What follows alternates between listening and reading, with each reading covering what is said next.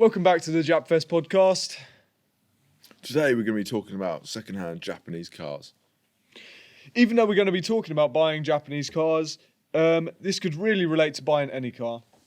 It's important to make certain checks on cars before you buy them. I feel like it's a misconception that buying a high mileage car is a bad thing.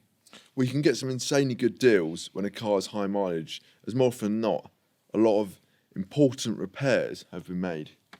I think one of the first things you should be checking before you even visit the car is what spec of car it is and what similar cars are valued at online. Spec is everything. Another thing that is good to look at is the number plates. That is if someone hasn't covered them up. If you can see that both the front and back plates are from the same place, chances are the car has never been in a crash. Unfortunately, in the world of JDM, manuals tend to be a bit more expensive than autos, so make sure you check that the gearbox and clutch are in good working order. If there is a high-end squash clutch, the chances of it going soon are quite high. And if it's slipping, then you should probably steer clear. Check the MOT history as well. There are some cars that will have very minor flaws, like a non-clearing window wipers or slightly off headlamps. If you see a persistent oil leak, you should probably run away. That could be a very expensive fix.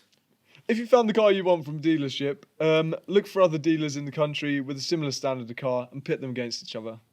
Dealerships hate having to go to competitors, so make sure they give you a rock bottom price. Are you mechanically minded? No, not really, mate.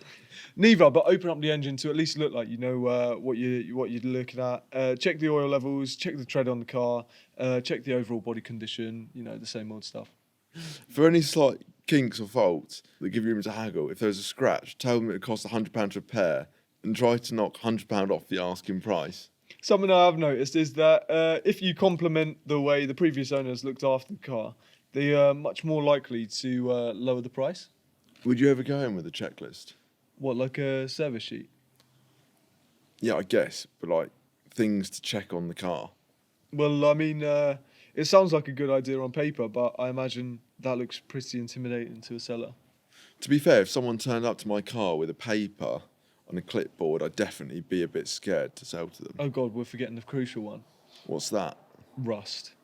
Yeah, especially if you're buying an older car or a car near to the seaside. You don't want the floor rotting away from beneath you. Sounds like an expensive fix. Well then, I guess we've reached the end of another Japfest podcast episode. Thank you very much for listening, guys. So again, send in your pictures. Thanks for listening. Bye.